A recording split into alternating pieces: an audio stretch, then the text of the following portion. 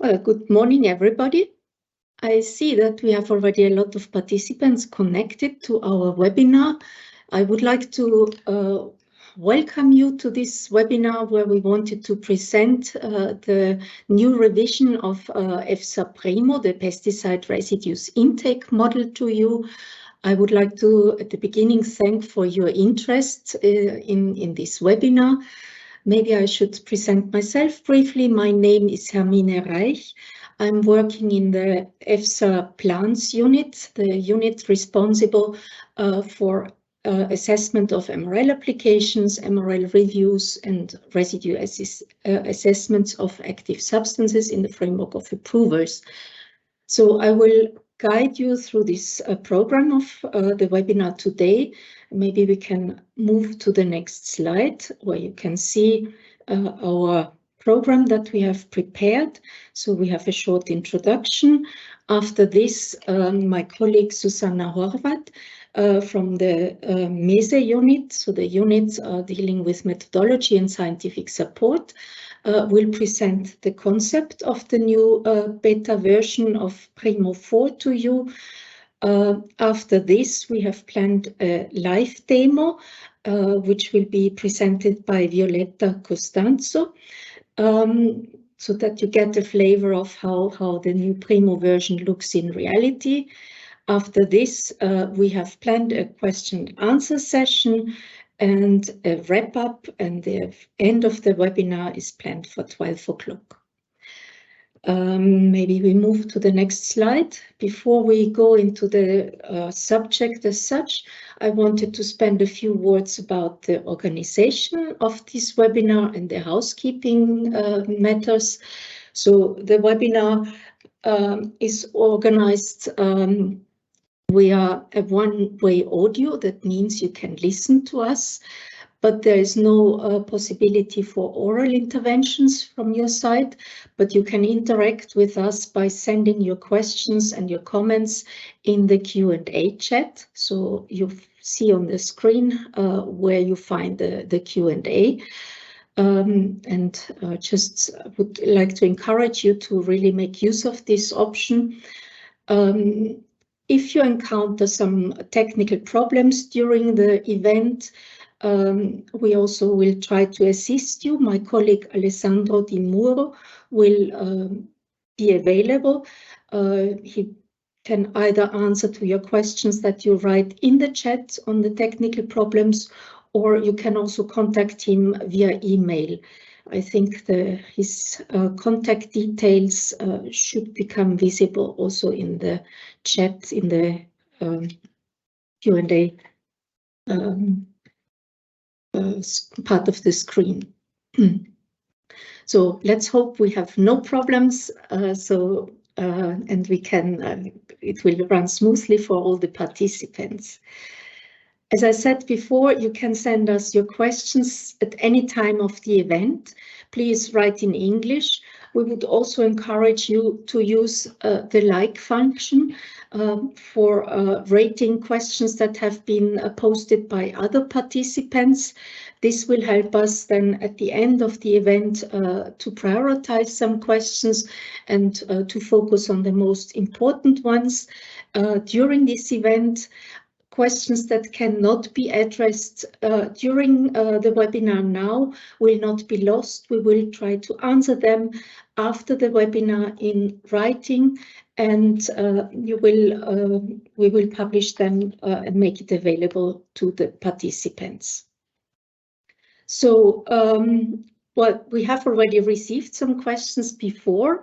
So in the registration, you've provided some questions. We tried to address them already in our presentations, but if something is still open, please re-inform us, resubmit your question.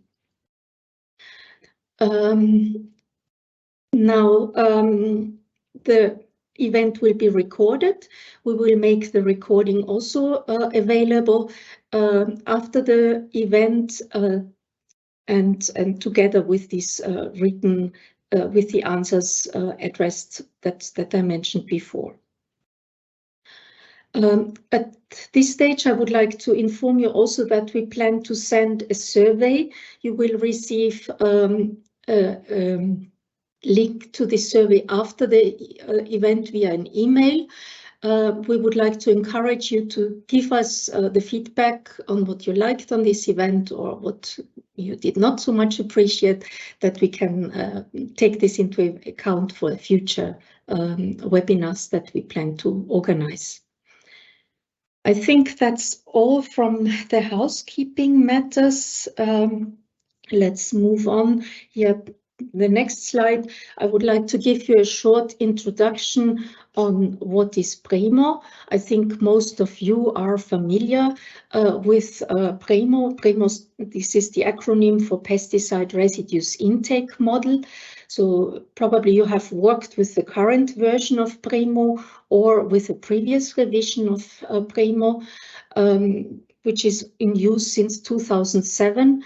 This was developed by EFSA when we were involved in performing risk assessments under Regulation 396 of 2000, the MRL regulation. To describe it at a very high level, well, PRIMo is a deterministic exposure model that allows to calculate the long-term and the short-term dietary exposure of European consumers to pesticide residues taken up via food. And to do that, we combine food consumption data and the residue concentrations in food. The calculations are usually performed according to the internationally agreed methodology, ISD and YEDI.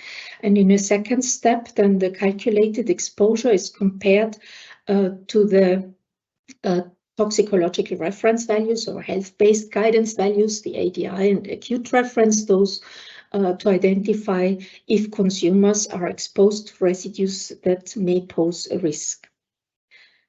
At the time when PRIMo was developed, well, there were several national models in place, which was a bit inconvenient. So the purpose of PRIMo, original purpose of PRIMo, was to combine the national models, to combine the consumption data that were provided by the national competent authorities, and to perform the calculations in a simple tool, in a comprehensive tool that would cover all the national models in one go. The PRIMo was basically developed to perform the risk assessment in the context of setting MRLs or reviewing MRLs. But it was also found useful to be used in the context of enforcement questions, so in particular to decide whether it is necessary to launch some rapid alert notifications, or to decide if food that contains residues above the legal limit should be recalled or withdrawn from the market and destroyed because the food would pose a risk to consumers. So also this was in use for PRIMo, the current PRIMo versions. Now in our webinar today, we will present to you the new version of PRIMo, so the improvements that have been included and the new features that will be possible with the new tool. Maybe we can move to the next slide. So the main objective of this event today is to present to you the concept of PRIMo 4, in particular the information on the food consumption data that are used in these calculations in PRIMo 4 and the calculation algorithms. We want to present to you the handling of the tool and the new features, and of course address questions from your side that would pop up at that stage, and inform you on the next steps in the development of PRIMo, so the public consultation that will follow, and as it's important to highlight, we try to make a tool that is fit for purpose, that is useful for risk assessors, but also provides all the relevant information for risk managers. And therefore, I really would like to encourage you to actively participate in the development of this new version of PRIMo. I think with this, I finalize my introduction, and I would like to hand over to Susanna, who will tell you more about the concept of the beta version of PRIMo 4. Thank you. Thank you, Hermine. So my name is Susanna Horváth. I'm a scientific officer and exposure assessor in the MESA unit of EFSA. I'm working here since 2016. And I was working in different fields, from chemical contaminants until now pesticide residues. And I was leading this project on the development of the revision 4 of the pesticide residue intake model here in EFSA. So today I would like to provide an overview of the new functionalities, as well as to briefly introduce the background databases and how are they actually applied in the algorithms of the chronic and acute exposure assessment scenarios. You will see that in the new revision of PRIMo, we have many new features. First of all, in contrary to the previous Excel-based calculation spreadsheets, PRIMo was developed as an online tool, which actually allows us that for the exposure assessments, we can use a harmonized consumption database, an individual-based consumption database with the most up-to-date dietary surveys. Currently, we can use dietary surveys which were submitted to EFSA until 2018, but this situation will improve. By having this consumption data from the EFSA Comprehensive Food Consumption Database, we have more detailed and more harmonized population classes for each country, from infants to elderly. And this database contains individual consumption and body weight data, which means that by using it, we will have a chronic exposure distribution rather than just a point estimation. Also for the acute assessment, this can be now normalized for individual consumption amounts and individual body weights. In addition, we are now able to include in our exposure assessment processed foods, raw primary commodity derivatives, such as an apple juice, and also minor commodities, such as a chili pepper, as well as new products, new commodities, which were not present yet in the previous versions of PRIMo, like fish, drinking water, and baby foods. As the tool is using the consumption data from the comprehensive database and the calculations are implemented based on the FoodX2 classification and description system, it is also interoperable with other domains. What does it mean in practice that it was developed as an online tool? It is actually hosted on the R4EU platform of EFSA. It will be accessible through this link from the day of the public consultation. You can do a self-registration first, and then it will be freely accessible for everyone. Being an online tool, it is able to fetch data from our scientific data warehouse to reach the comprehensive database. While for the occurrence data side, the user can add the occurrence data, the concentration data through manual data entry or Excel upload. About this, you will get more information from the live demo. Furthermore, you can have multiple instances, so you can have 5 parallel calculations maximum. And then after, if you have your exposure results, you can create downloadable reports according to different formats, not only just Excel tables, but also HTML, PDF, Word formats can be exported. An important note that PRIMo 4 is really an online tool, so it cannot be downloaded, it cannot be executed locally. because, as I said, it is connected to a huge database of consumption data where we are actually storing sensitive data. So by using the tool, you are able to use the consumption data, but you cannot download it. Okay, some more words about our food consumption database, the EFSA comprehensive database. As I already mentioned, it contains consumption and body weight data collected at individual level. This data is collected within national surveys, national food consumption surveys, which were carried out based on representative samples for each population groups.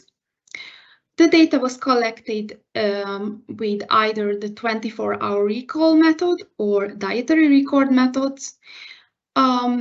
We have slight differences between the methodologies, but for the chronic assessment, we are including only those surveys where we have at least 2 survey days per subject to be able to use them for a long-term assessment. This database covers more than 100,000 individuals, so currently this is the biggest one in Europe. And in these databases, all foods and beverages consumed by the subject for each day is recorded. The database covers different age classes and also some special population groups, such as pregnant women and lactating women. We have the most recent data within each country, which means in most cases that we have for each population class, each country, 1 survey, while in some rare cases you can even see more than 1 survey per country and population group to better cover our standard age range. To be able to use this food consumption database, however, we had to make a slight change on the data itself. Why? Because in the original comprehensive food consumption database, the foods reported by the subject are reported as consumed. So it means that composite foods, composite food products are present in the database. However, for the pesticide residue sites,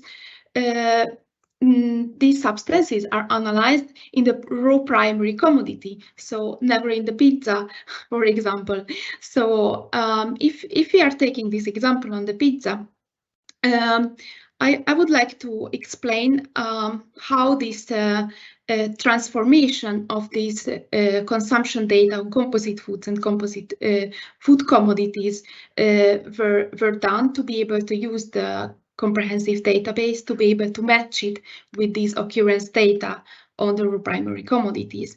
So first of all, in the first step, this composite food is disaggregated to its ingredients, to the so-called RPCDs, raw primary commodity derivatives. In this disaggregation step, we are also using standard recipes to keep the proportion, the ratio of the ingredients. And then in the next step, these raw primary commodity derivatives are transferred back to their raw primary commodity equivalents, basically. So in case of the, if we use this example of the flour, its corresponding raw primary commodity is the wheat. So how we are doing it? We are using reverse yield factors to get the quantity of the grain which was needed to produce the flour, actually. So in case of this pizza, the corresponding raw primary commodities would be, for example, grains, tomatoes, and milk, if we say that the cheese was transformed back to its raw primary commodity. So this RPC food consumption data so only includes these raw primary commodities. It was created with the RPC model, which was published in 2018. This means that all the surveys were disaggregated and transformed, converted, which were present that time in the comprehensive database. So for the moment, we are only able to include the surveys submitted until 2018. However, it is an important note that the RPC model is currently being revised. So we really would like to take into consideration all the new surveys submitted since 2018. So as soon as it will be available, it will be also integrated in the new PRIMo tool. Currently, the database covers 22 different countries from 39 different surveys. You can see in this table our standard age classes and population classes with the age ranges we are applying for each country for the population classes, and also the number of surveys and number of countries from which we have data for the different population classes. All the data is coded in the FoodX2 classification and description system, which is actually also used in other food sector areas, such as chemical contaminants, food additives, nutrient intake assessments, and so on. Some more words about the FoodX2 classification and description system. It was developed and maintained, it is maintained by EFSA.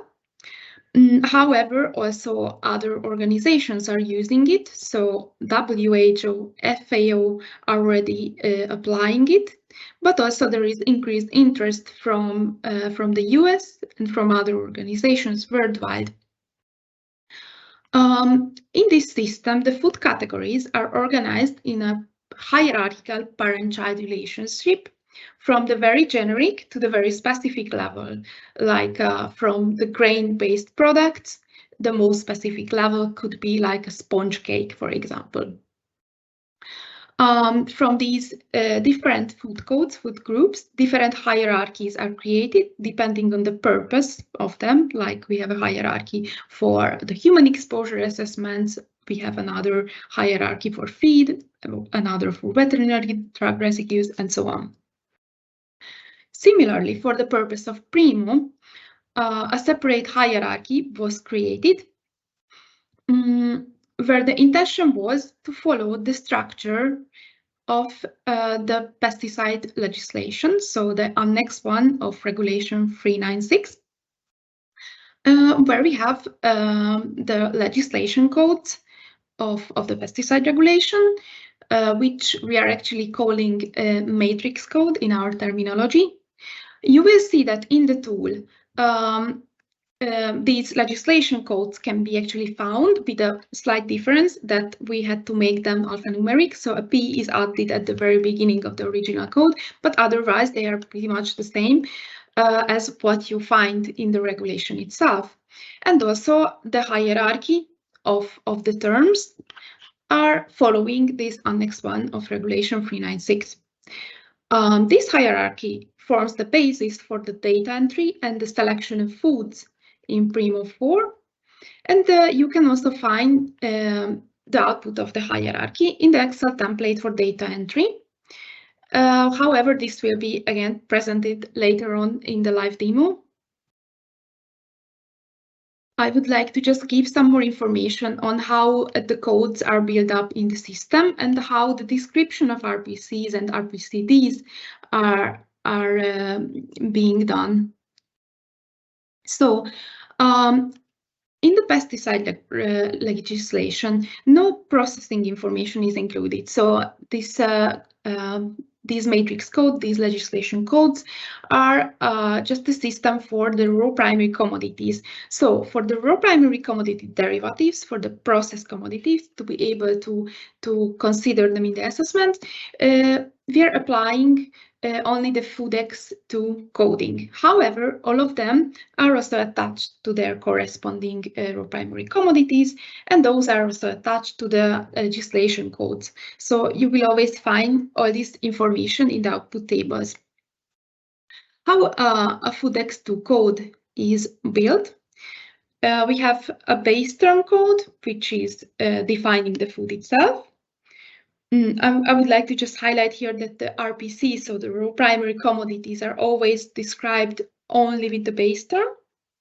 However, for the RPCDs, they are more complex, so sometimes we need to use the so-called facet descriptors, which are added to provide additional information for a particular aspect, a particular characteristic of food, when the base term is just not enough to define the food itself. So I would like to just briefly go through on these examples in the table. So in the first case, we have an orange juice. We have our own base term for an orange juice. So in this case, we don't even need to use the facet descriptor. You see that it is attached to its corresponding RPC, which is oranges and similar, and also to the usual legislation code. In the second case, which is a mandarin juice, we don't have a separate base term for this food because it's not so commonly consumed. So what we could do in the past, when we were preparing this database, that we could pick up a more generic base term for fruit juices and to indicate the source commodity, which is mandarin in this case, with a facet descriptor. I'm highlighting also here that this is a ready database, so it will never be your task to actually create these codes. So I'm just providing this information, how to read them. On the third example, we are describing a cooked apple. So we have the base code on apple, and we are adding the cooking information again with a facet. The last line is a very specific case, but very important. You can see that for the commodity apple, a process unspecified label descriptor was added. In our case, it means that in the original consumption database for this eating event, no information on the processing was provided, and which means in most of the cases that this entry is referring to an unprocessed food, so a raw apple. So please note that all the unprocessed products, the raw products, are indicated with this process unspecified. When you are seeing your outputs, you will find this. Okay, how this individual-based data is used in the exposure calculations. Our general principle is that we are no longer calculating exposure based on a model diet, no longer using these average body weights, but we have a whole database with the more than 100,000 individuals with their own body weights and own consumptions. So for each of the population class, each of the countries, we have basically a distribution of body weight and the distribution of consumption.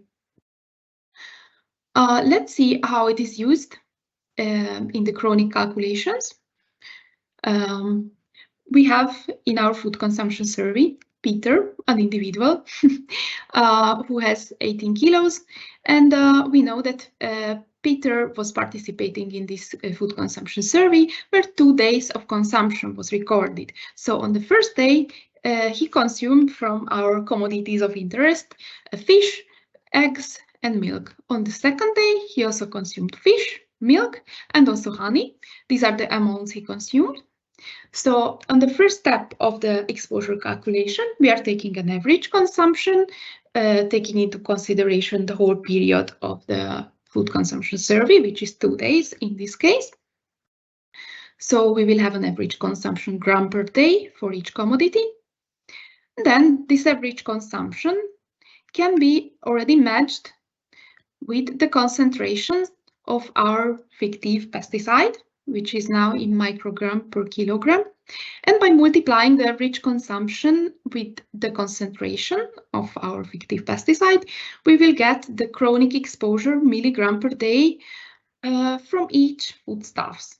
If we then sum up these exposures, we will have the total chronic exposure milligram per day of Peter.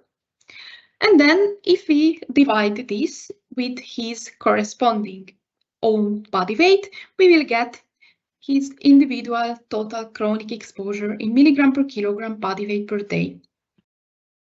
Okay, so this is Peter. How about the others? Also, for the others, these calculations are made. So for each single participant in the survey, in the population class, this calculation is implemented. So at the end, from the individual exposure results, we will have a distribution of the exposures, of the individual exposures. After that, we are able to derive a mean exposure from this database, but also we can have information on the highly exposed subject. So on the high exposures, for example, the 97.5th percentile or the 95th, and so on. This is a new feature of the PRIMo 4 because so far in the previous versions of PRIMo, it was only possible to have an average exposure, but we had no information on the distribution.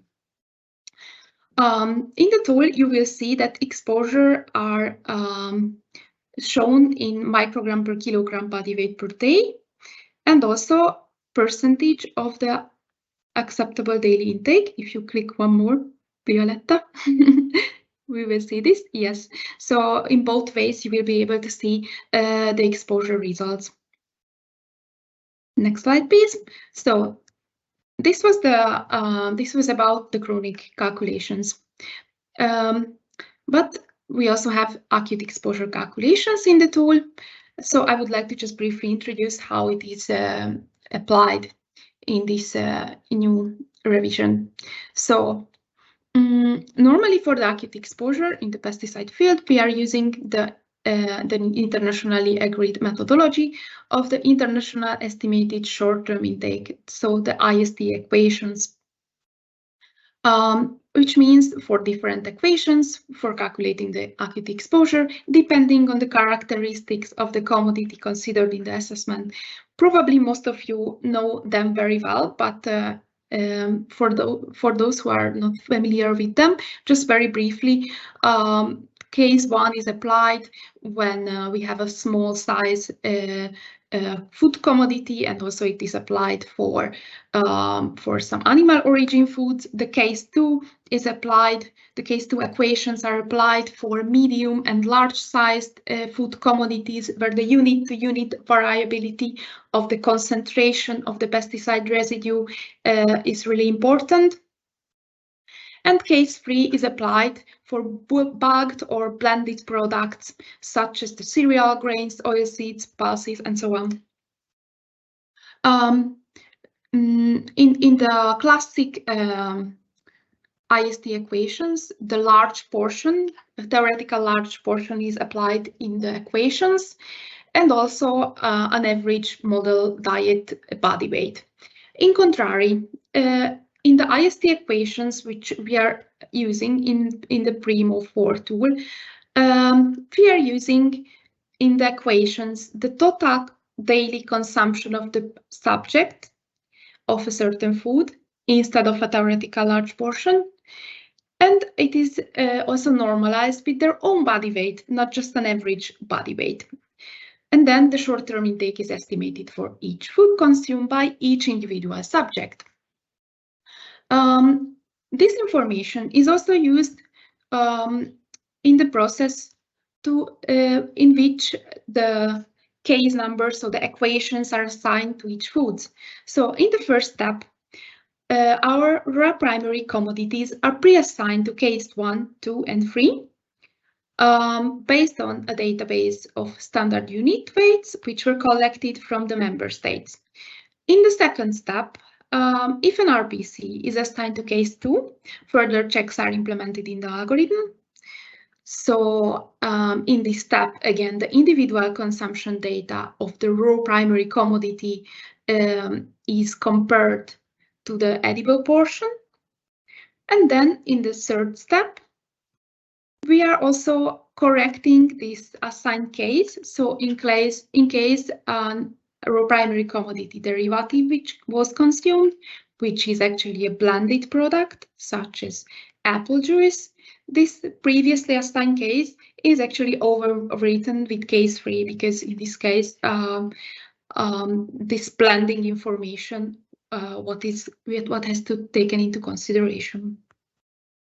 So in a nutshell, for the acute exposure, the classic IST equations are used. I know that there are ongoing discussions on changing them, but we are using in this tool the internationally agreed methodology, so we are not taking into consideration the ongoing discussions. A consumption within a single day is considered for each subject. The exposure is estimated for each RPCD separately, so we are not summing up exposure from a raw orange with exposure with an orange juice, but we will have a separate result for each of them. The exposure is both presented in microgram per kilogram body weight and percentage of the acute reference dose. For the acute exposure, we are interested in the high end of the exposure calculation. So we are actually calculating a highest reliable percentile. From the next slide, I would like to explain a bit more about this concept of the highest reliable percentile. It is actually used to represent the highly exposed consumers. However, because we have different population groups, for example, in the case of the acute assessments, we have consumers of different RPCDs in different age classes, countries, surveys, which means that we don't always have sufficient number of observations, sufficient number of consumption days to derive a 97.5 percentile statistically robust high percentile. So in those cases where for this RPCD, for example, we have less than 118 consumers, we are still able to derive a lower percentile, which is still representing a highly exposed consumer, and it will be still statistically robust. So we are always trying to derive a high percentile, but depending on the number of observations, we cannot always have the highest one. So in case of the chronic assessment, the cutoff value is applied based on the number of participants within a population class country survey, while for the acute assessment, it is the number of consumption days for each RPCD, which is considered when we are calculating this highest reliable percentile. Last but not least, some more explanation on how the processed foods are taken into consideration in our assessments. So in principle, if we have occurrence data on an RPC, a wheat, for example, but we have consumption data on only the processed commodity, the raw primary commodity derivative, it cannot be matched because we are not using the same commodity.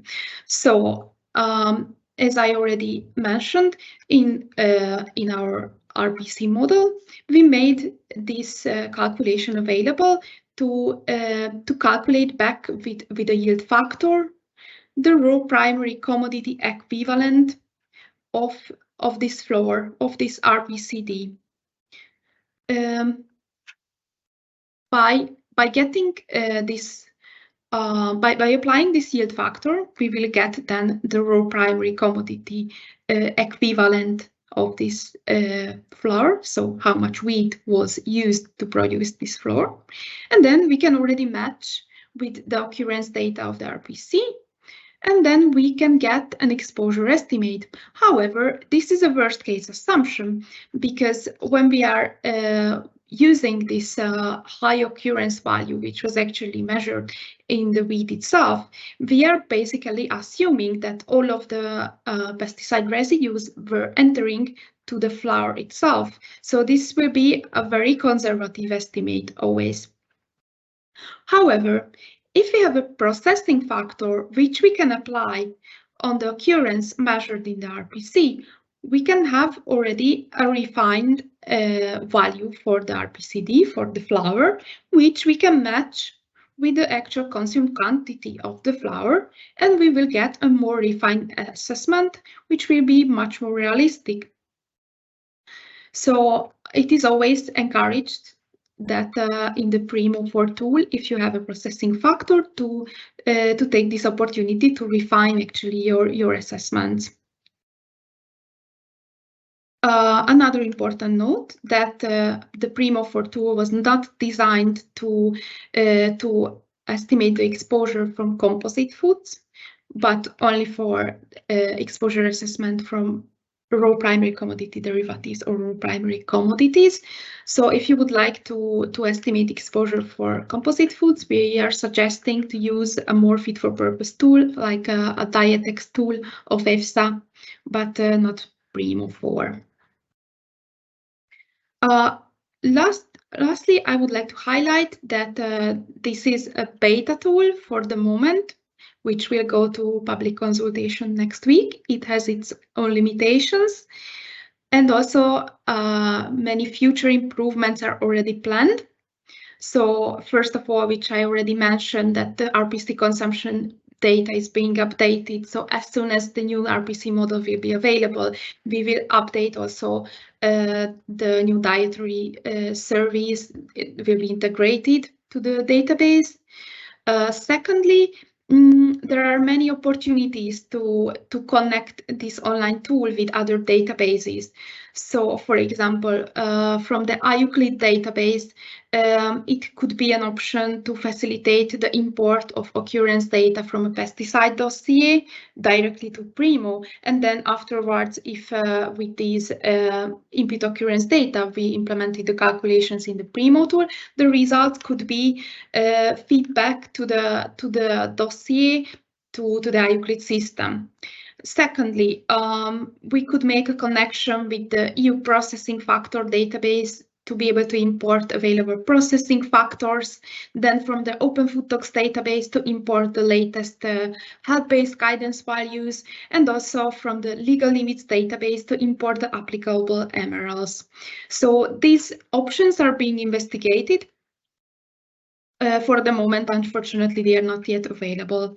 Also, in addition, we are planning to develop a macro to facilitate the reuse of input data from the previous actual versions of the PRIMo tool. That's it from my side. Thank you for your attention. I would like to give the floor now to Violetta, who will show you the tool, how does it work within a live demo.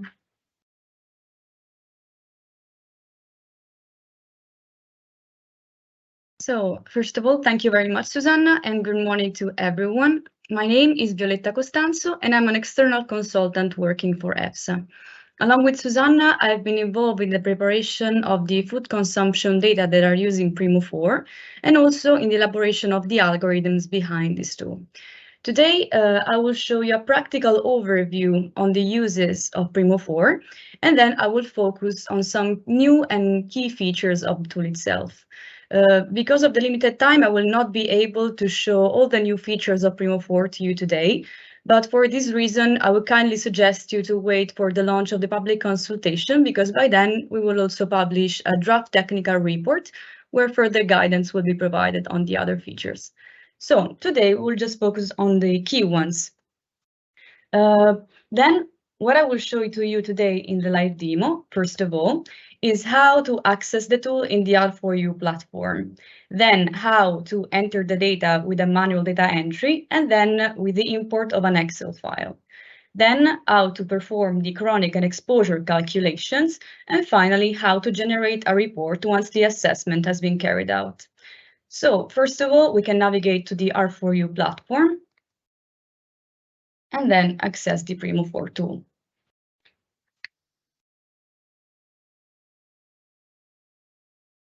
So now that the page is launching, shortly you will see the, let's say, entry page of the R4U platform that, as Susanna was saying before, is this free self-registration platform where the users can access the PRIMo 4 after a registration. So basically, after signing up, you will be able to enter to the welcome page of PRIMo 4. So as you can see here, you can sign up. And I will now just click on the EFSA Employee or Partner button and access the tool.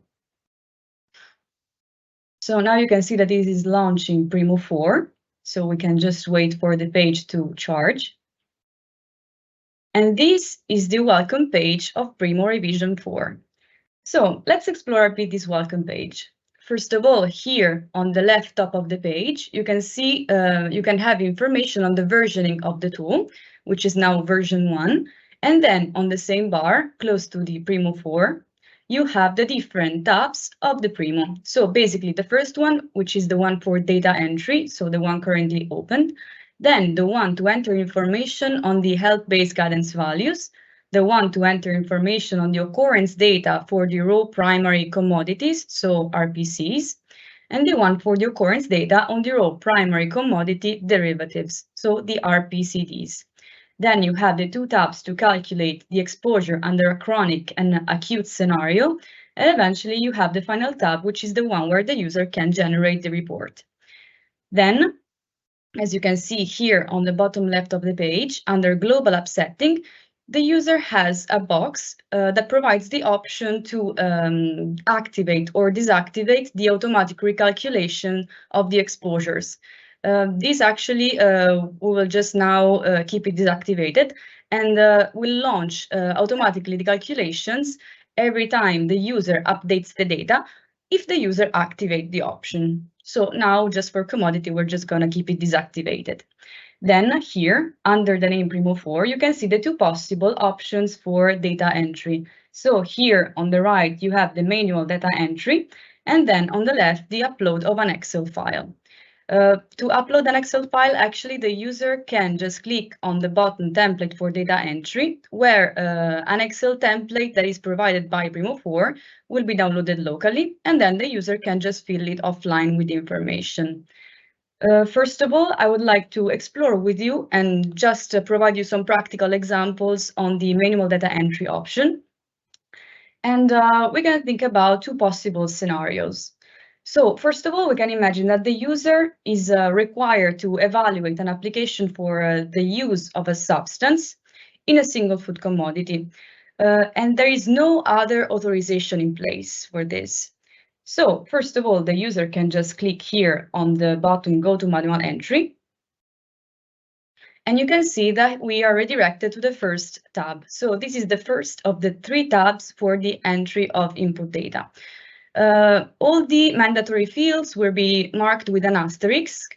And as you can see here, the name of the substance is mandatory to be provided.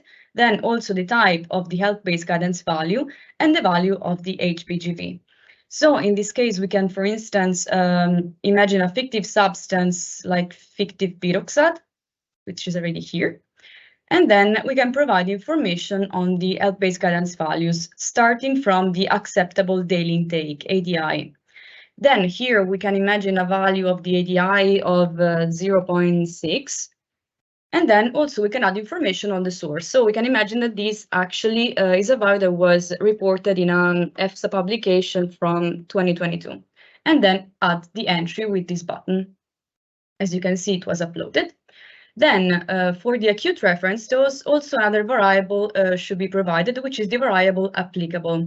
In case the value of this variable is equal to no, so the acute reference dose is not applicable, the acute calculations will not be executed. So for the moment, we're just gonna select yes. Then we can imagine a value of the acute reference dose of 0.7. And then still insert the source, which is EFSA from 2022. Then in case you can also modify, for instance, the information uploaded, like in case the user wants to modify information on one of these two health-based guidance values, they can just click on this icon here. And we can, for instance, insert an even lower value for the acceptable daily intake and save the entry.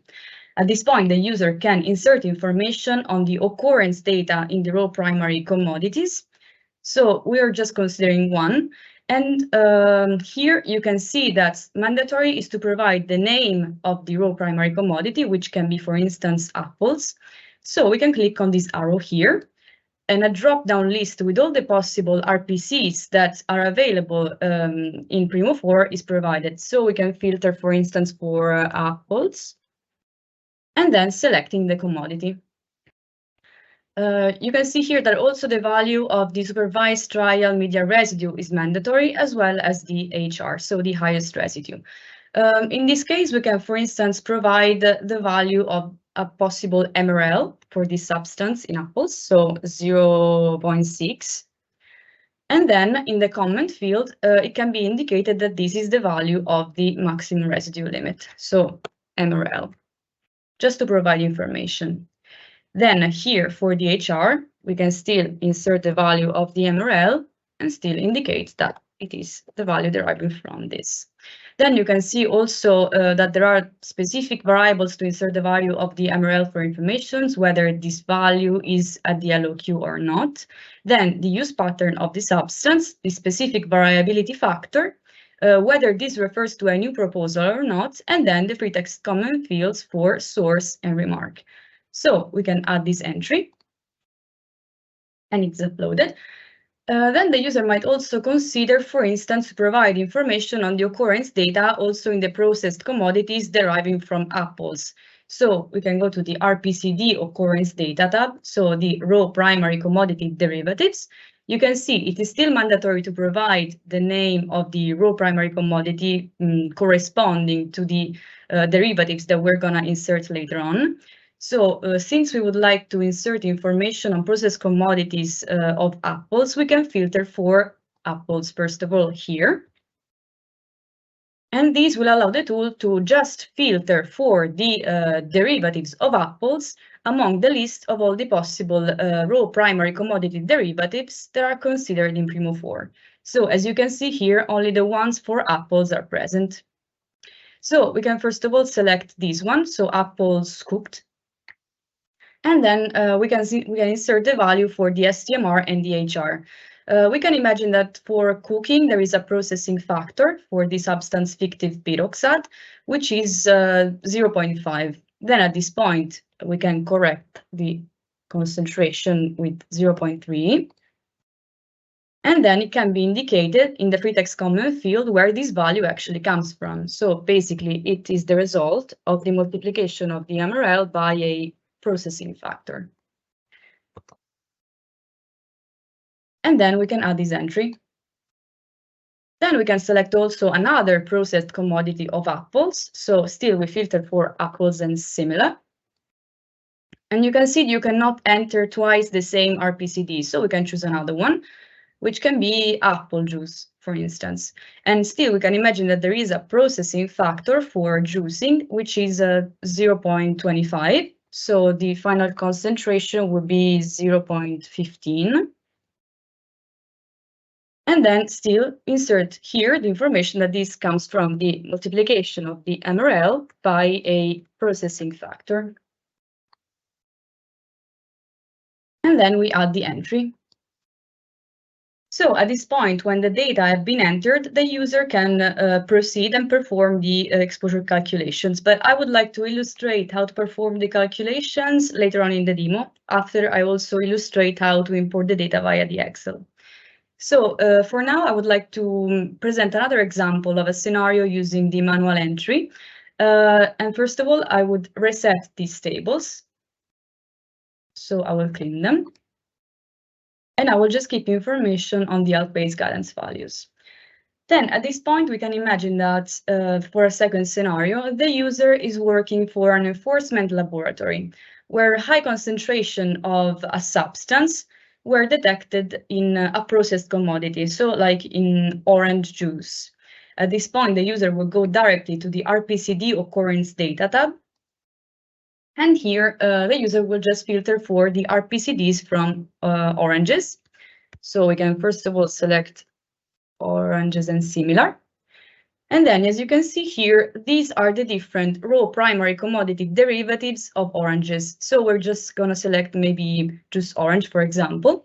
And then we can insert the information on the occurrence. So maybe 0.6 and 1.2. And then add the entry. As you can see, this is a new feature of PRIMo Revision 4, because the user is now able also to perform the exposure assessment directly and only on a processed commodity. Anyway, a message will appear here just to inform the user that there are some cases where no corresponding RPC occurrence data is provided, for instance, for oranges. So that the user, in case some information was missing, can realize this and correct by adding information in the RPC occurrence data tab. Otherwise, they can just go on and proceed with the exposure calculations. Talking about the concentration of a substance in RPCDs, since there are different ways to derive the relevant concentrations, such as, for instance, the multiplication of the occurrence data in the RPC by a processing factor, or directly reporting the concentration as measured in the processed commodities, at the moment in PRIMo 4, there is no standard way to report this. So basically, the user is required to report the estimated concentration in the processed commodity. In the future, EFSA might consider also the interoperability with other databases, and these might lead to a standardized also import protocol for the RPCD occurrence data. But for the moment, it's just important to know that the user needs to provide the estimated concentration directly in the processed commodity.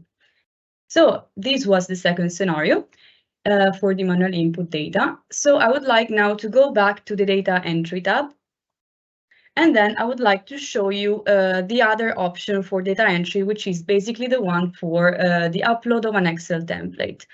As I was telling you before, the user can download the template here by clicking on this button. But I already prepared offline and pre-filled an Excel template that I will show you just to illustrate also the structure. As you can see here, close to this button, there is also an informative bubble. And these bubbles will be present throughout the tool to provide further information or descriptions on variables or tables to the users. So we kindly suggest you to check them in case you have any doubt, for instance. But for now, I would like to show you, first of all, the Excel template that I prepared. So once you download the Excel template from the tool, you will be provided with this file. The template comprises 5 different worksheets, and the first one, which is the one named cover, actually provides some generic information on the tool itself, on the Excel template itself, and on the different worksheets. So we're going to go to the first one, which is the HBGV input worksheet. And here you can see that information on the health-based guidance values is provided. It is not mandatory to fill information in this worksheet in the template, because this can also be provided directly in the tool after the user uploads the Excel template with information on the occurrence for the RPCs and RPCDs. For the moment, I just inserted information on a fictive substance, hexamplin, and I also invented a code for this substance. Then I also inserted a value for the ADI and the acute reference dose. And then you will see that after inserting information on the code and name of the substance in the columns A and B here in the template, these will be also propagated to all the rows in the following data entry worksheets. So first of all, we can go to the occurrence RPCD worksheet. And here you can see the name and code are propagated. But first of all, we can have a look on the structure of this RPC occurrence. First of all, the user are provided with a list of all the possible RPCs that are included in PRIMo 4, and then information on the level in the food classification is provided for each of them, in addition to the matrix code, and then the food X2 code and name. Then here there are some fields where the user needs to insert information, such as information on the MRL, whether this is a DLOQ, and then the STMR, a free text comment for the STMR, HR and free text comment, and then information on the use pattern of the substance, the specific variability factor, whether this is a new proposal, source, and remarks. So as you can see, basically the structure reflects the one that is in the web tool. I also need to mention that in this Excel template, all the fields that are mandatory, so where the user needs to insert the information, are highlighted in yellow, like for instance, this one here, the RPC STMR. Also, some informative notes will be present, such as, for instance, in this case, this one here, for the RPC at LOQ, for the information on the MRL. And then another important feature is that when the user inserts information on a food which is on a higher level, so in this case we're considering citrus fruits, which is a more generic term that also includes grapefruits, oranges, lemons, limes, and mandarins, this information will be propagated to all its children on a lower level. Then we're going to see this later in the tool after the upload. Then we can go to the next worksheet, which is the occurrence RPCD. So as you can see here, there is the information on the RPCs, so the matrix code and also the FoodX2 code and name. And then for each RPC, the available RPCDs, so the raw primary commodity derivatives, are provided. In this worksheet, also, you can see that the fruits and vegetables without the peel are considered as RPCDs, so information on those should be also inserted in this RPCD occurrence. Here I already pre-filled with some information. And then finally, there is the PRIMo hierarchy. So here, basically, the user will be provided with the information on the structure of the hierarchy itself. And this can be useful, for instance, to get to know the hierarchy and become more familiar with it. And also can be used as a guidance in the selection of the RPCs to be included in the assessment. So now that we had an overview of the structure of the Excel template, we can close the file. And then we can upload it by clicking on the Browse function here. So I will then select the template that I prepared and open it. And you can see that it has been uploaded. Then now we can check if all the information has been correctly uploaded, and we can go to the Initial tab. As you can see here, the information is there. Here you can see that highlighted in green all the foods where the information was propagated. So basically all the children of citrus fruits, they were assigned the occurrence data and information of their father, citrus fruits. So there was a propagation of the information for them. And also a message will appear just to inform the user. Then we can go to the RPCD occurrence data tab. And also here you can see that the information was correctly uploaded. Now, as I was telling you before, it's possible to modify the information in the different tabs, also after the Excel file has been uploaded. So in this case, we might consider that among our RPCDs, we would like to exclude some of them. For instance, we know that we have occurrence data on an RPC, which is, for instance, sugar beetroots. And the user knows that due to the physical chemical properties of the substance under assessment and its metabolism, no residue is expected in the sugar deriving from sugar beetroots. So how is it possible to possibly discard these two RPCDs from the assessment, just not to consider them because no residue will be present? First of all, the user can go to the RPCD occurrence data tab, then select the RPCDs to exclude from the list. So first of all, we're inserting information on the sugar beetroot so that all its possible RPCDs are filtered out. And here you can see refined beet sugar. So this is the first RPCD that we would like to discard from the assessment, and the user just needs to insert a value of 0 under STMR and under HR, and then add the entry. Then we can also select the other RPCD that we would like to exclude from sugar beetroot, which is the brown beet sugar. And then we insert a value of 0 for the STMR and for the HR and add the entry. At this point, once the data are ready, the user can go and proceed with the exposure calculations. So first of all, we can start with the chronic one. And the exposure calculations are launched after the user clicks on the Calculate Chronic Exposure button. As you can see here, a spin, but also a box with an information on the different steps that the tool is undergoing for the calculation is provided here on the bottom right with a progress bar. The calculations are now complete, and these are the different output tables of the chronic exposure.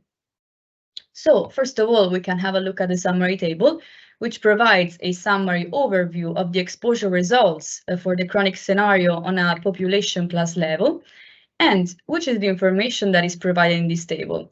So, for instance, we can see that for the population class toddlers, 8 surveys were considered for the chronic exposure assessment, and that the lowest mean exposure was at 10.7. microgram per kilogram body weight per day. The highest value was at 63.147, and that's out of these 8 surveys considered, just one survey presented an exceedance of the ADI based on the mean exposure. Then here on the next column, you can see the new feature of PRIMo 4. So basically the introduction of the highest reliable percentile also for the chronic exposure assessment. So this variable, as also was mentioned before in the presentation of Susanna, is a variable that provides information on those subjects that can be also more exposed to the substance because of their dietary habits compared to mean consumers, for instance. In this case, we can see that the lowest value of the highest reliable percentile was at 29.5, and the highest was at 261, and that 6 surveys out of 8 presented an exceedance on the ADI on the basis of the highest reliable percentile. So at this point, I would like to show you also another new feature of PRIMo, but first of all, I would like to tell you that on the top of each table, the user can select whether to show the exposure as absolute value, so in microgram per kilogram body weight per day, or as percentage of the ADI, like in this case, or also to select both tables and present them in the final summary table, but also in the other ones. Now I would like to show you the graphical outputs, which is this new feature of PRIMo 4. And you can see that for the chronic assessment, there are many graphical outputs. So I will now just open these 4. And these actually are 4 bar charts that present the first 2 information on the top RPC and RPCD contributors, so the main raw primary commodity and raw primary commodity derivative contributors in the top 10 surveys, meaning in those 10 surveys that reported the highest mean exposure results. So as you can see in each of the bar, you have the information on the contribution of the RPCs in this case and RPCDs in this case.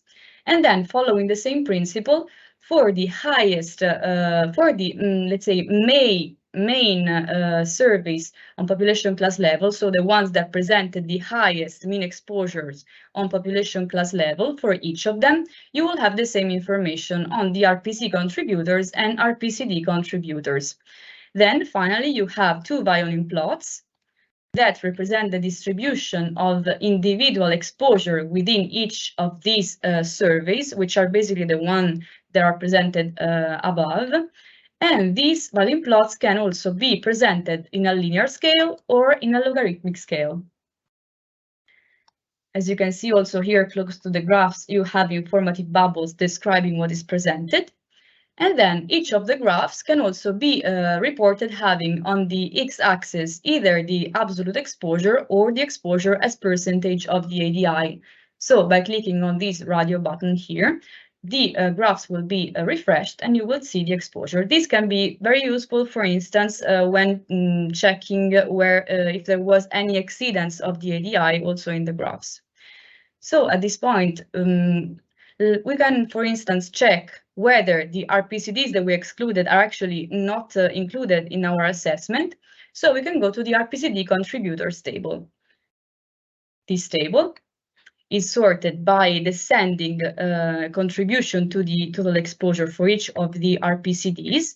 And in case you wish to see the rows of the tables like in their entirety, you can just select on the bottom left of the page here to see all the rows.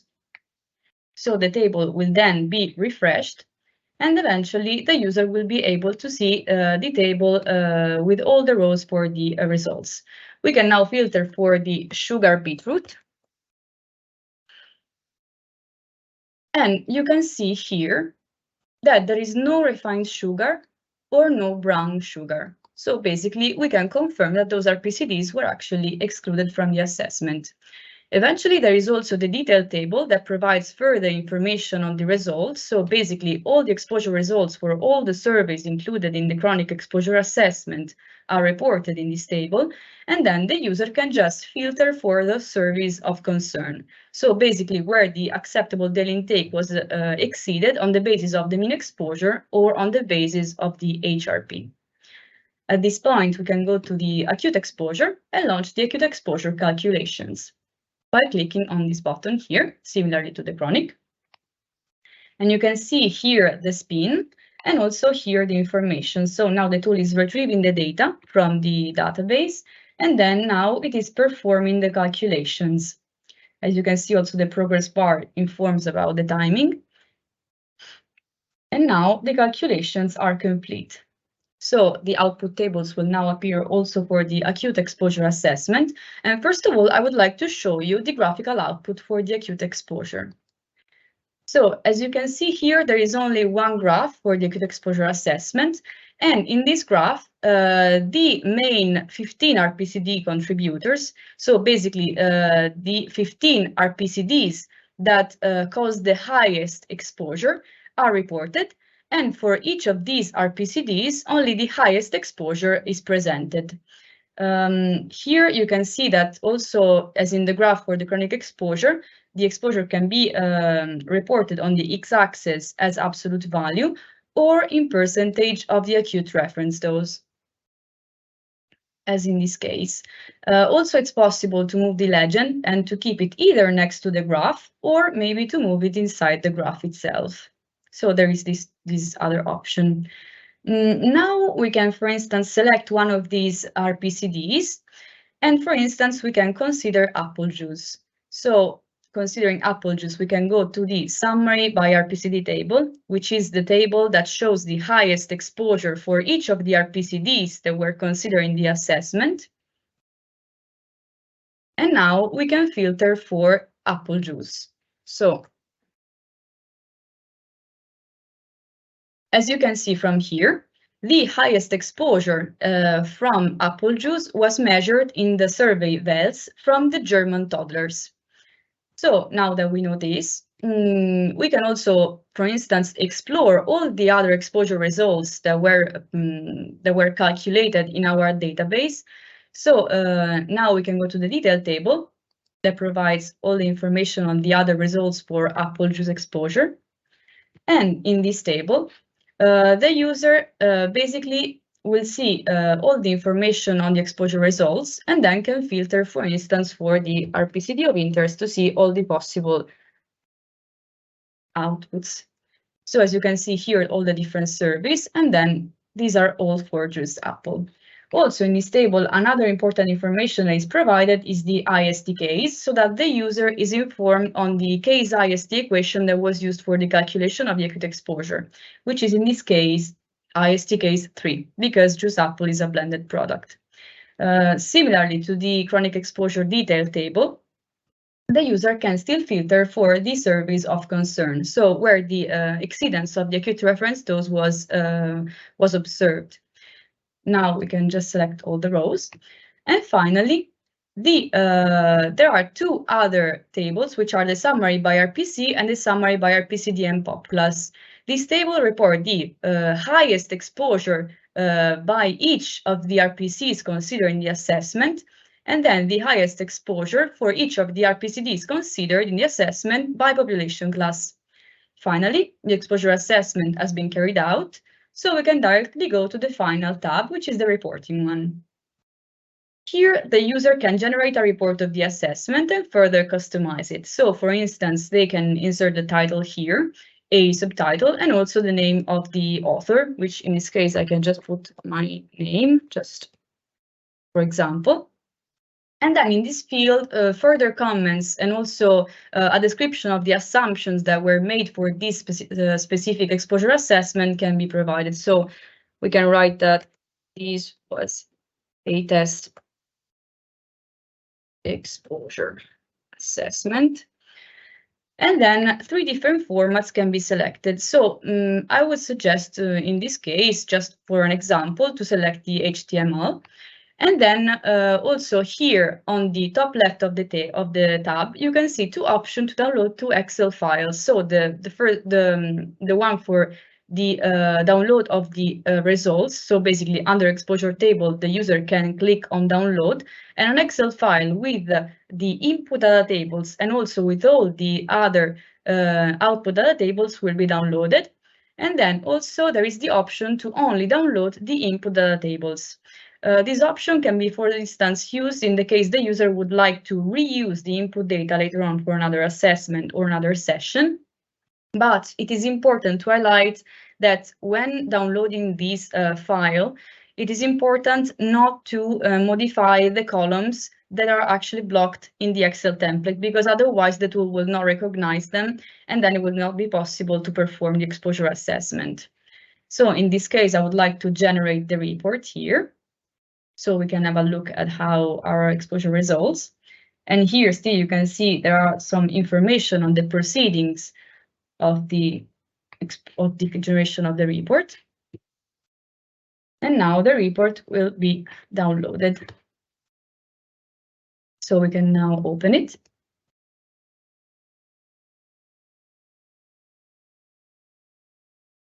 And this is the report of our exposure assessment. So as you can see, there is the title, the subtitles.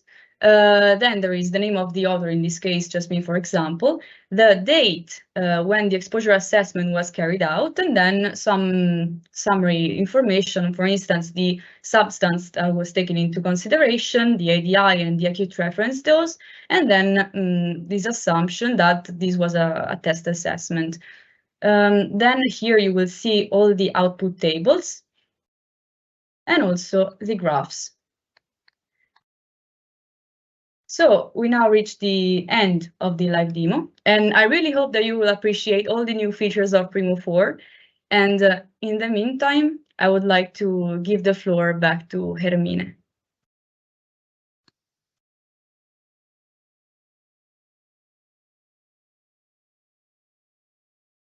Yes, thank you, Susanna, and thank you, Violetta.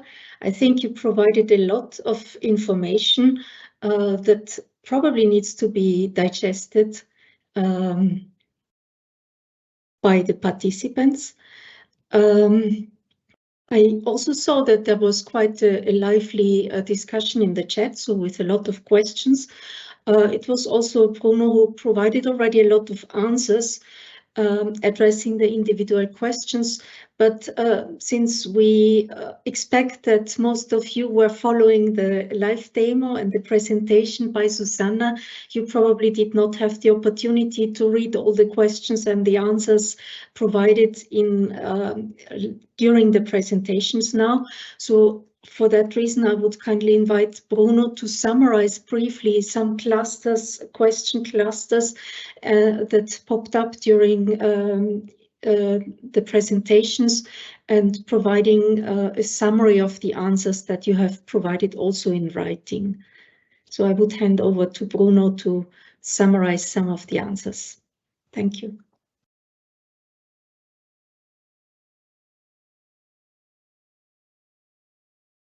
Yes, thank you, Hermine. Indeed, you have been very active in providing questions, and I will try to address a few clusters of questions that we have received. So first of all, there were a lot of questions about the access to the tool, why you need to register. I want to be very clear, this is an open access tool. Everyone is allowed to register through self-registration, and the reason why we need registration is for user management, primarily. For example, also if we want to inform our users about possible maintenance or downtimes. So this is really an important aspect, but I want to be very clear that that anyone can register freely.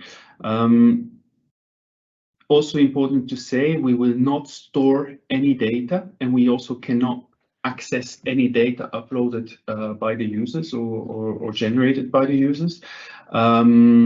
But that also means that you will not be able to store sessions. But what we try to do as much as possible is to make the downloadable outputs as user-friendly as possible, so that you can easily upload them again for a next session and reuse them easily. In addition, we also receive a lot of questions on consumption data. First of all, we cannot at this stage integrate data from countries that do not belong to the European Union. And since the UK no longer belongs to the European Union, we can also not include data from the UK. This is, I want to be clear, this is a decision that results from the Brexit, which we cannot influence. This is something which we are bound to. Regarding pre-accession countries, there may be the possibility in the future to include them in the tool, but if we do so, they will need to be clearly distinguished from EU member states. So that would mean that basically a user should be able to address them separately. But this is for the future, because currently we do not have surveys from pre-accession countries ready for using PRIMo because of the conversion to raw primary commodities. Also, a lot of questions about the representativeness of the dietary surveys. I want to be very clear. These dietary surveys have been executed by member states, and it's their responsibility to actually make sure that they have a representative sampling at a national level. And of course, we trust on that. There were also some questions about whether a survey where people have been surveyed for 2 days are sufficient to address chronic exposure. There have been reports published on this by EFSA in the past, and we do consider that 2 survey days are in principle sufficient for a chronic exposure assessment, also because the percentiles that we derive are not that high, in the sense that we stay around the P95, P97.5, and that is still considered feasible. But we do acknowledge that this brings some uncertainty, but especially when we go to higher percentiles of exposure. And also, to be clear, this is a general approach which is followed across regulatory domains within EFSA. Also, a lot of concerns about what happens if the consumption data are being updated in the future. If that happens in the future, the data will, this will lead to a new release of a new version of PRIMo. And if that happens, in particular for major releases with important changes, the intention in the future is to make versions available in parallel, so that depending on transitional measures being decided, different versions can be still used in parallel.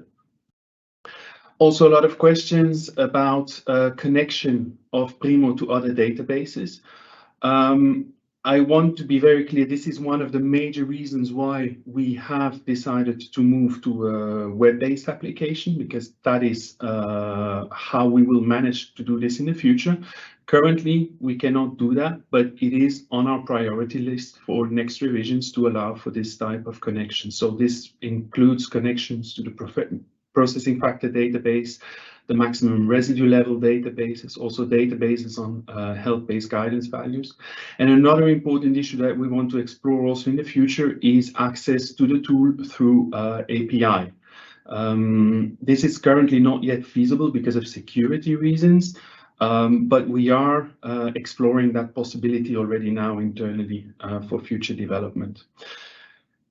Then also a lot of questions about why it is not possible to include the processing factor as a unique field into the input data. There has been a lot of discussion on this issue also internally.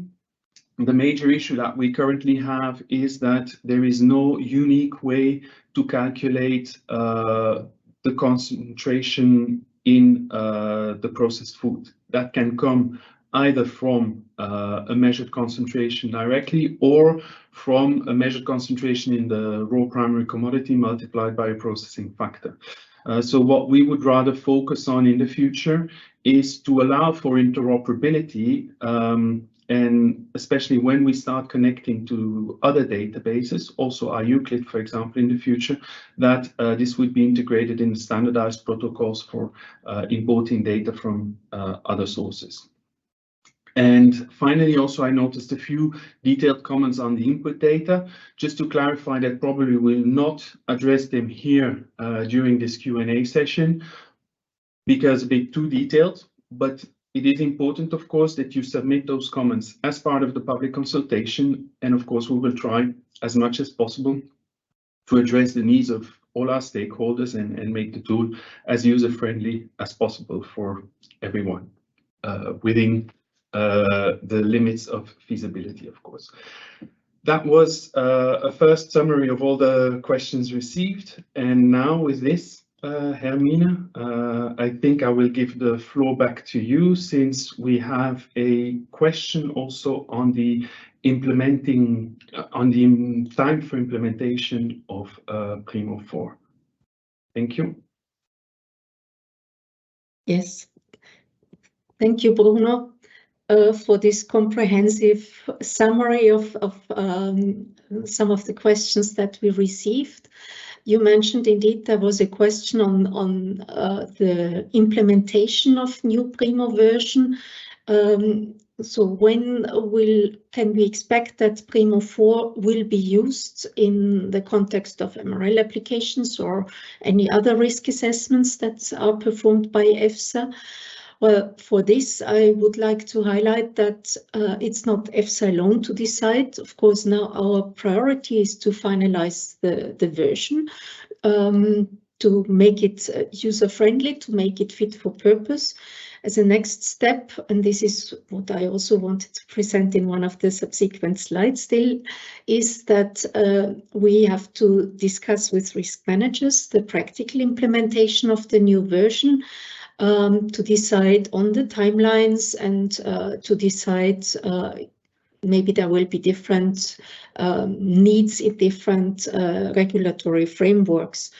So it's not up to EFSA to decide that we say, well, finalize the tool now in this year, and as from 1st of January, we use the new tool. This is not the case.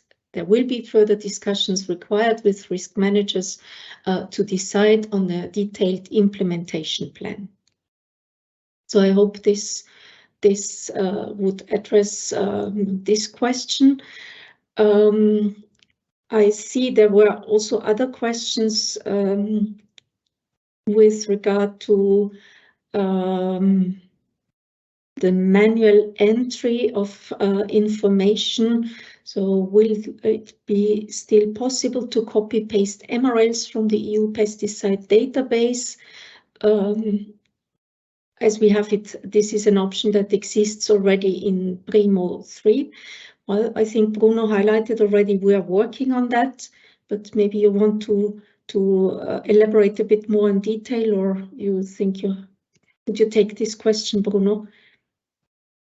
Yeah.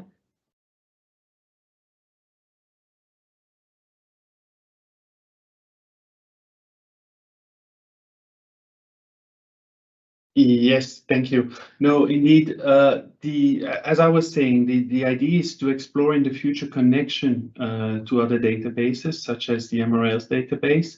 But in the meantime, what we will also try to explore once we have finalized the tool and we have a clear view on how the final template will look like, we will certainly also explore the possibility of importing a list of MRLs as downloaded from the EU pesticide database and to import it also in the input data. So this is something we will explore also. Thank you. Yes. Thank you, Bruno. And maybe I can add here, there were also questions on the compatibility of PRIMo 3 with PRIMo 4. So we may have performed risk assessments in PRIMo 3, PRIMo 3.1. we are also working to develop tools that input values from PRIMo 3 can be taken over in PRIMo 4, so that you don't have to start from scratch with a new spreadsheet, empty spreadsheet, but also to automatize the work. Maybe let's move to the next question. There were some interesting questions regarding the drinking water. So drinking water is a commodity that is now included in PRIMo 4. We did not have drinking water in PRIMo 3. So this opens new options for using PRIMo, also for the assessment of the drinking water. But also this is something that we need to further explore. At the moment, as far as I know, the exposure via drinking water was estimated based on default consumption data. I think we have better data now. We have really data from surveys, and this would allow to perform more detailed assessments. But as mentioned to the previous question on the implementation, also this will be subject to further discussion with risk managers, whether the PRIMo tool should be also used in the context of drinking water assessment. So that's something to be further discussed. I hope this is answering the question on the drinking water. I would maybe then take another question that was raised on the acute risk assessment. It was one of the participants wrote that he was noting that the acute assessment is normalized for the individual consumption amounts and body weights. Does this mean that PRIMo 4 will be able to identify the 97.5th percentile exposure individual from a survey rather than combining mean body weights and 97.5th percentile large portions? If so, will that be used for IST?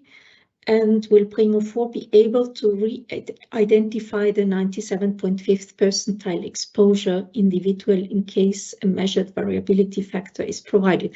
I think this is a quite complex question, but maybe Bruno, you could explain a bit how this concept of the high percentile consumer is implemented in PRIMo 4. So it's a bit different compared to what we have done in the past.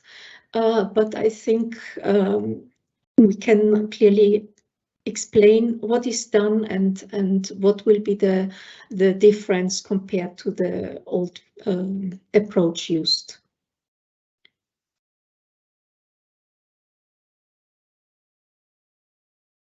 Indeed, thank you, Hermine. No, I think the main reply to this question is indeed that we are no longer combining a mean body weight with a 97.5th percentile large portion, but we are doing the assessment at individual level. This may seem as a significant change to the IST equations, but actually it isn't. The only difference compared to the current IST equation is that this large portion becomes normalized for a person. And that is really the main change that we are doing here. And we believe this is a justified change because it is a more accurate estimation of a large portion. Another change also is that we are now able to calculate the exposure separately for the different processed foods, which was not possible to be done in the past. But also there, we do not consider this is intrinsically changing the IST equation in the sense that the IST equation already existed in the past for processed foods. The difference was that there were not so many options for processed foods in PRIMo 3, and now we have much more options from that point of view. So I think these are the main changes. Then I want to reassure also the users that this does not change anything to the use of the variability factor. So the variability factor will still be handled as before, and users will also be able to insert a specific variability factor if available. Thank you. Thank you, Bruno. Go back to Hermina. Thank you. Yes. Thank you, Bruno. I'm just scrolling through now the questions that we still have in the Q&A box and try to pick out some of them, which we did not yet address with the general answers that we have provided. So I found one question on rotational crops. Where to insert residues from rotational crops, difference from primary uses and uptake from soil should be easily identifiable. Well, as you may know, we are also working at the moment on the development of a guidance document on the assessment of rotational crops, where we suggested to perform separate calculations, separate exposure calculations for the residues resulting from the primary crop treatment, and a separate calculation from residues that are resulting from the soil uptake from the previous uses, so the uptake in rotational crops. I think this is a proposal made in this guidance document on rotational crops. We just received now the feedback also on the consultation of this document. We have to screen still the answers, and we have to see how our proposal will be appreciated by users. If this is the case, if there is a confirmation that we should keep it separate because of other reasons, it's making it much easier to update calculations in case we receive additional new uses.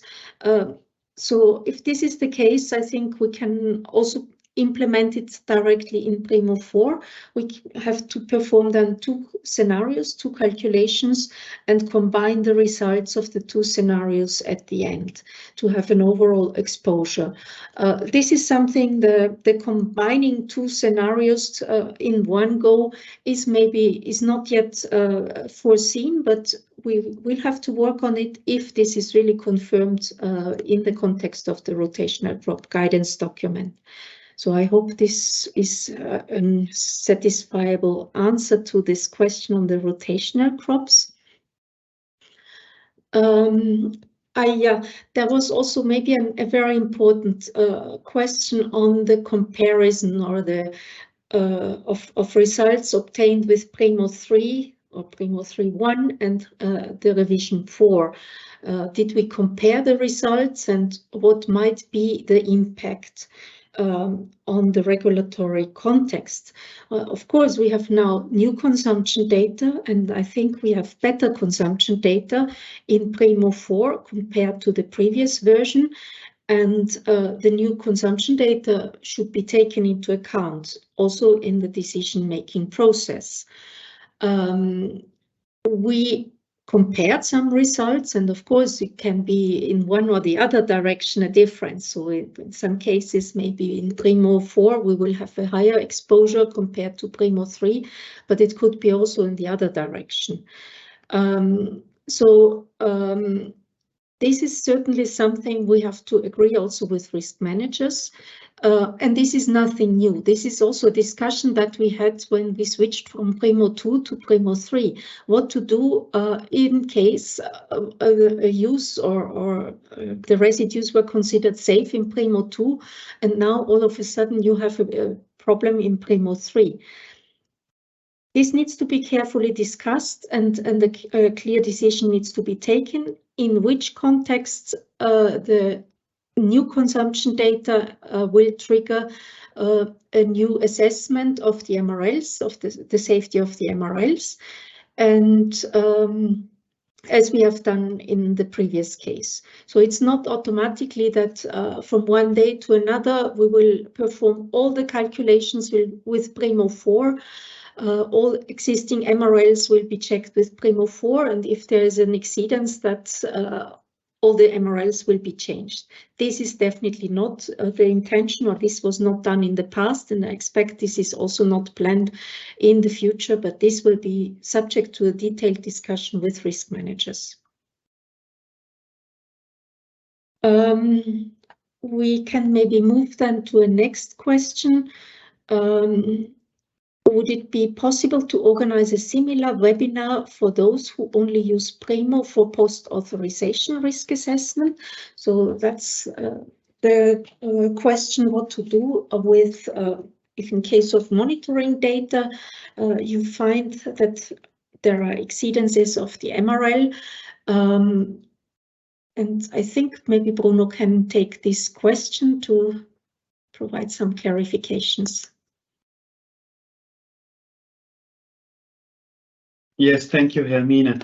Well, what we wanted to clarify is this is a first webinar that we are organizing as part of the public consultation, to launch this public consultation, to inform the potential stakeholders about what is coming and you know, at least to give some background information. Hopefully this will help you in providing good comments during the public consultation. What we wanted to make clear is that once the tool moves forward and moves towards implementation, of course, in that context, we can decide to organize dedicated webinars also for specific groups, if there would be the interest of that. This is something we need to explore in the future, but definitely, there is always openness from EFSA's side to organize webinars in supporting our stakeholders. Thank you. Thank you, Bruno. Maybe I can, I'm continuing to go through the questions. There were also some questions regarding the transparency of the consumption data that that are used in PRIMo 4.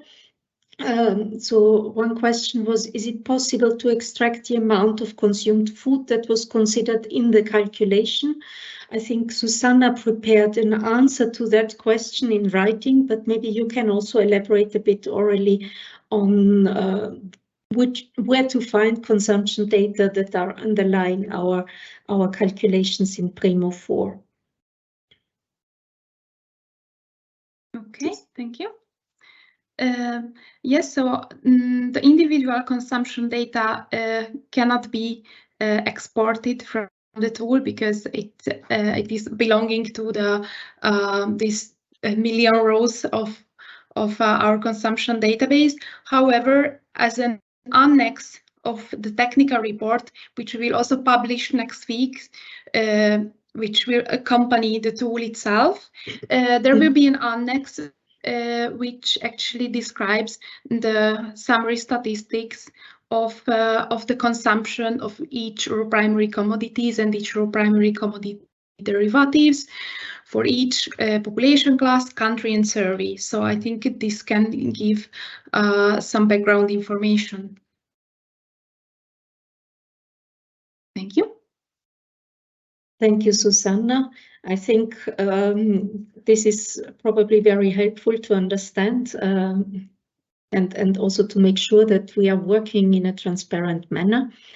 So we have the consumption database, but of course it's too much to export everything individually. That's not feasible.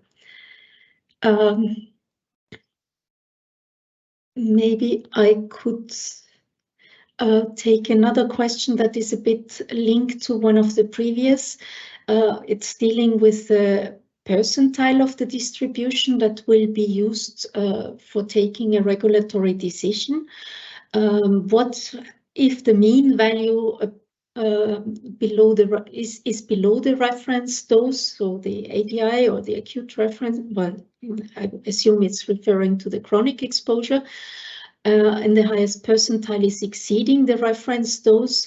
The highest percentile is still representing the whole population despite the mean value present. Well, I think that's also a risk management question that has to be discussed in detail. So at the moment we have decisions are taken for the chronic exposure, taking the mean consumption, and for the acute exposure, we focus on the high end of the distribution. In PRIMo 3, this is the standard setting. PRIMo 4, we will have more information on the distribution of the consumption across the subgroups of the population, and this should assist risk managers to take a decision. It's not up to us to say, look, you have to use this percentile or that percentile. It's clearly a risk management decision on which percentile of the distribution should be used as the basis for a regulatory decision.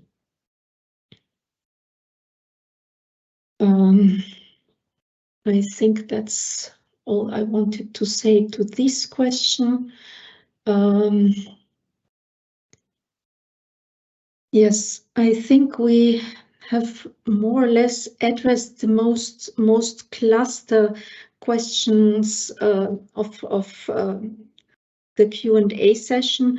As we said in the beginning, we will come back with providing the answers also in writing to things that we have overlooked now.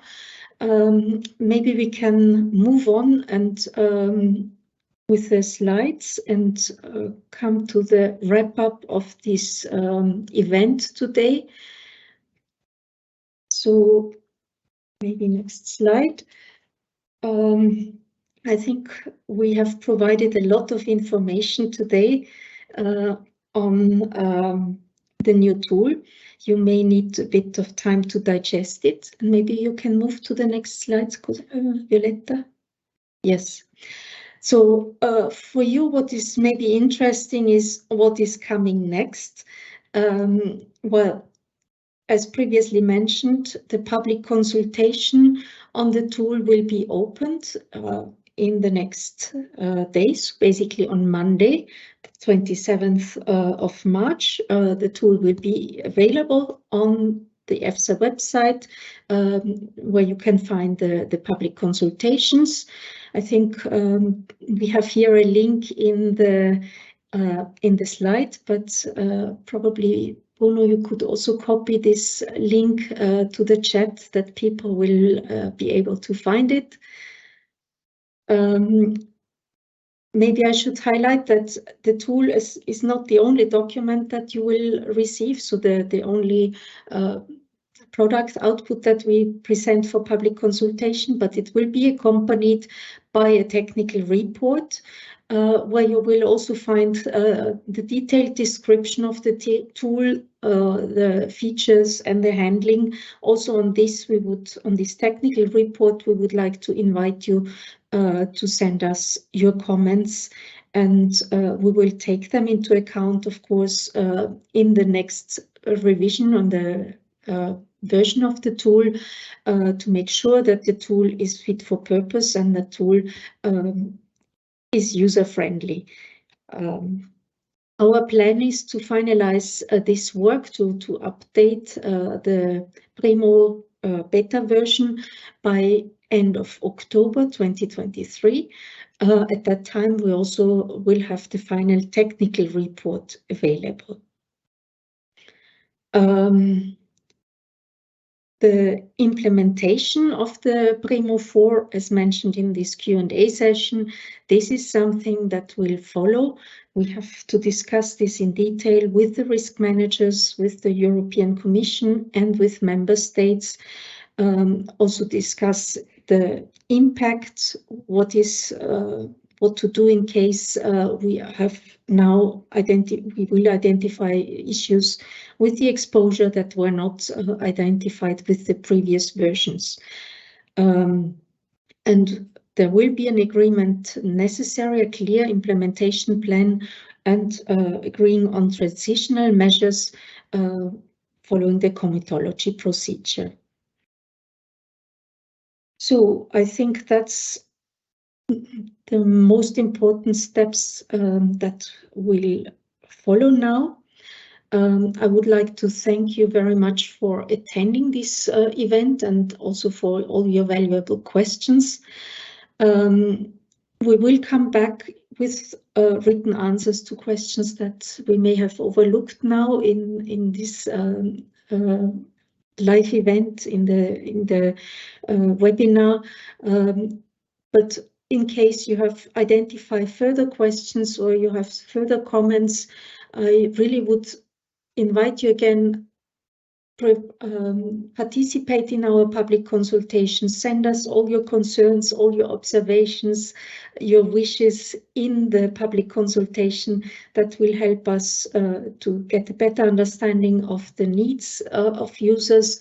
And we try to make a tool that is really fit for purpose, that can be used in the context of the risk assessment for pesticide residues. Before we close the meeting, I would just like to remind you again on the survey. We will send out an email where you will receive the link to this survey. Also, please complete this. It should not take too much of your time, but it would be very helpful for us to improve for future events and to make also this type of webinars a useful tool for communication between EFSA and the stakeholders. I think with this, I would come to the end of this event. And again, thanks a lot for your participation and for your interest. And we are looking forward to receive your comments and your feedback. And with this, I close this webinar. Thanks again.